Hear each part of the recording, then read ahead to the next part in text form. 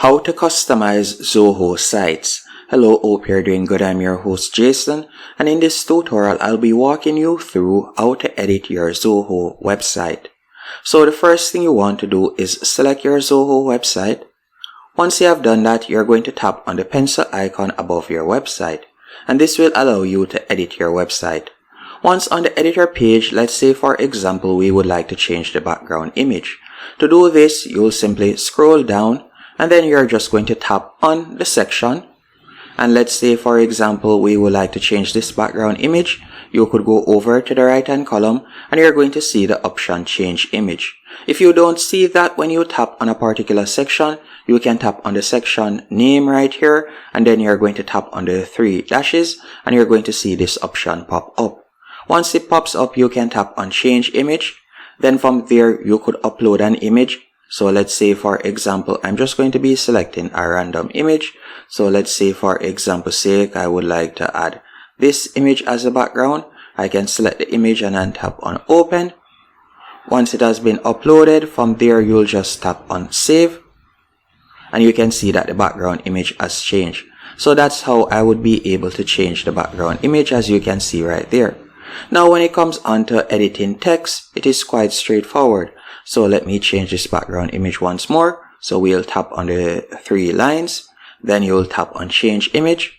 After you have tapped on change image, from there you could upload an image again, as I said earlier. So we're just going to tap on upload, and let me upload a different image. Let's say for example this one, and we're going to tap on save, and you can see that it has changed. Now to add elements or to change the text, you can select the text that you like to change, and you can type out whatever you want. If you would like to add another text box below this, or if you would like to add an image below this text, you will tap right where you see add element. After you have done that, you could select image, and it is going to automatically add an image below it, as you can see right there. And if you would like to undo something that you have done, you can tap on the arrow in the top right hand corner. Again, all you need to do to add an element, you can tap on add element. Then from there you can either choose to drag and place the element, or you can simply tap on the element. So we could drag and place the image right there. Then from there you can tap on it, or tap on the three lines better yet, and you could upload the image that you would like to add. It's as easy as that to add an element. And by scrolling down, we could tap on the button, and you'll tap on the button. Then you'll either tap on the three lines and it is going to pop up this menu option. Then you could change the button text right here by tapping on button label. You could also tap on link, and you could add in the link that you would like to redirect persons to. Scrolling down, you can also add sections. By tapping on the plus, you can add a section. So you'll see this pop up, and you can see the different section options that you can add. And you can select whichever one of these sections. You could also go over to the top left hand corner and tap on apps, and you could add a comment box if you want, the social share option if you want, and you can scroll down and you can continue editing your website.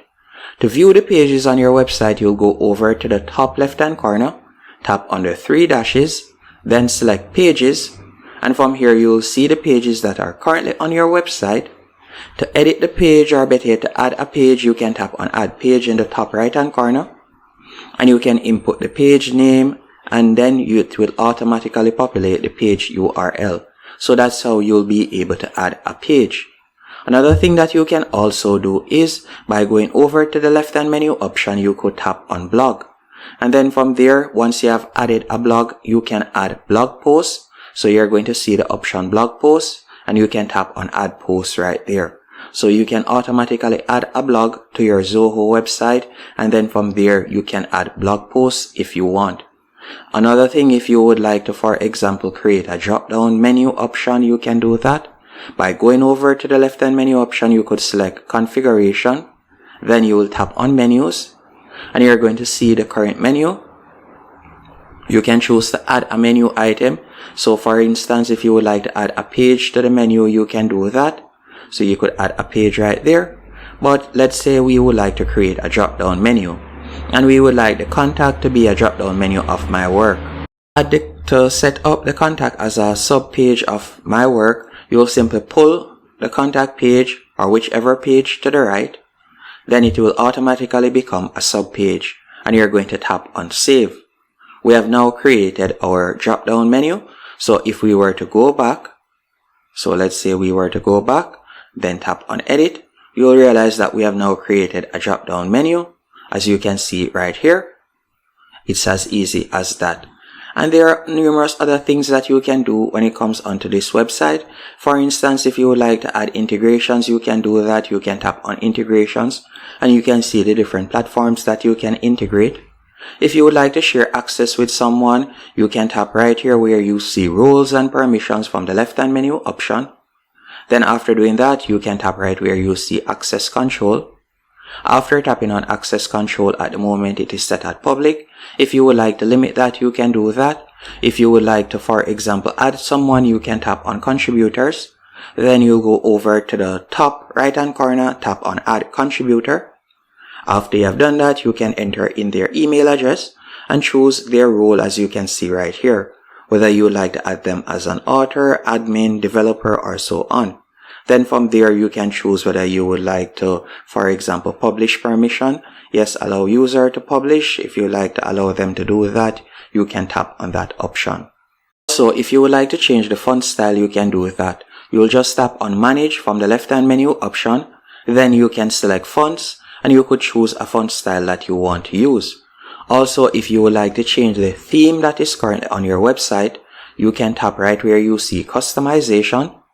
Then you can go over to the top right hand corner, tap on browse templates, and from here you can see different themes that you can choose from. Once you have found a theme that you like, you will tap on choose, and you can choose to retain all pages that you currently on your website, or if you'd like to start over, you can tap on start afresh with a new template. So you can select whichever one of these options, then you'll tap on proceed. After you have done that, you can see right there that it is now up and running, and we can tap on edit site, and from there you can edit your website. Once you're finished editing your website, you'll tap on publish in the top right hand corner and your website will be live. And that's it. Hope you found this tutorial helpful and informative. If you did, be sure to hit the like button and subscribe, and thank you for watching.